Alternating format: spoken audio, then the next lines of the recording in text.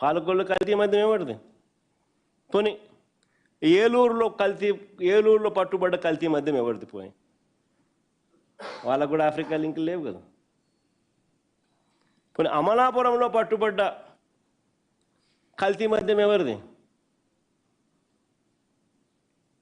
వాళ్ళకు కూడా ఏమైనా ఉన్నాయా?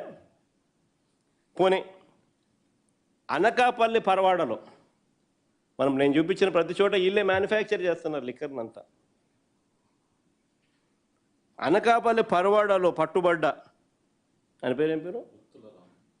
రుత్తుల రాము. మన స్పీకర్ గారితో చక్కగా వెరీ క్లోజ్ అసోసియేట్, చక్కగా ఫోటో కూడా కనపడింది. మన పరవాడలో పట్టుబడ్డ కల్తీ మద్యం ఎవరిది? కల్తీ మద్యం ఫ్యాక్టరీ, ఆ మద్యం అంతా ఎవరిది? పోనీ అక్కడ టీడీపీ నాయకుడు రుత్తుల రాముకు ఆఫ్రికాతో సంబంధాలు ఉన్నాయా? ఆ నుంచి స్పిరిట్ వస్తుందా? వీళ్ళు కొడుతున్నారా?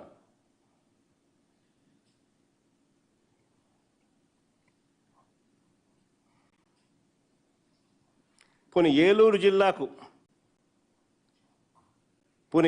జిల్లాకు అక్కడ స్పీకర్ అయ్యన్న పాత్రుడు గారితో సంబంధాలు రుత్తుల రాముకు ఉన్నవన్నట్టుగా ఏ రకంగా ఎస్టాబ్లిష్ అయినాయో, ఈ రకంగా ఏలూరు జిల్లాకు చెందిన ఒక టీడీపీ నాయకుడు డజన్ల కొద్దీ ఆ మనిషి మీద కేసులు ఉన్నాయి.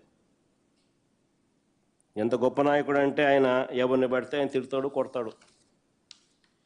ఎంత గొప్ప నాయకుడు అంటే ఆయన మహిళలను కూడా చూడకుండా అధికారులను జుట్టు పట్టుకొని ఈడ్చుకొని కూడా పోతాడు. నేను చెప్పాల్సిన పనుల అంత గొప్ప నాయకుడు ఎవడో మీ అందరికీ కూడా తెలుసు. దగ్గరుండి ఆయన నడుపుతున్నాడు లిక్కర్ మాఫియా. అక్కడ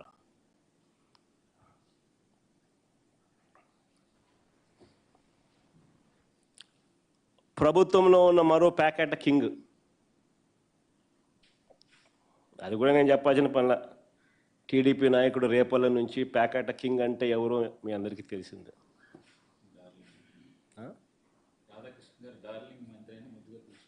డార్లింగ్ మంత్రి అని కూడా అప్పుడప్పుడు రాధాకృష్ణ ముద్దుగా అంటాడు. ఎవరో నేను చెప్పాల్సిన పనులు మీ అందరికీ బాగా తెలిసిన. ఇష్టానుసారంగా ఆయన నడుపుతా ఉన్నాడు. ఈ ప్రాంతం అంతా నాది అని చెప్పి. నిజంగా నకిలీ మద్యం ఫ్యాక్టరీలు పెట్టింది చంద్రబాబు నాయుడు గారి మనుషులే.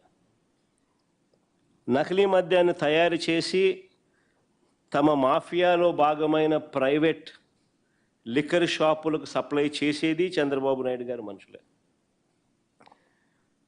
అక్కడే కాదు, తమ బెల్ట్ షాపులకు కూడా, తమ వారు నడిపే బెల్ట్ షాపులకు సప్లై చేసేది కూడా చంద్రబాబు నాయుడు గారి మనుషులే. అమ్మేది కూడా ఈయనకు సంబంధించిన నాయకులు, కార్యకర్తలే.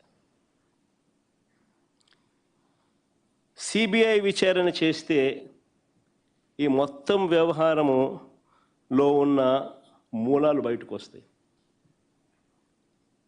కానీ చంద్రబాబు నాయుడు ఈడు కదా సిబిఐకి. సిట్టే ఆయనకు ముద్దు అంటాడు. ఎందుకంటే సిట్టేలో ఉన్న ఈ సిపి రామకృష్ణ చంద్రబాబు నాయుడుకు ఈయన అందరికన్నా పెద్ద ఈ మాఫియా ముఠాలో ఒక భాగస్తుడు. ఆయన ఆధ్వర్యంలోనే, ఆయన పక్కనే, ఆయన పర్యవేక్షణ చేస్తూ ఉన్న ఇబ్రహీంపట్నంలోనే ఫ్యాక్టరీలు బయటపడతా ఉన్నాయి.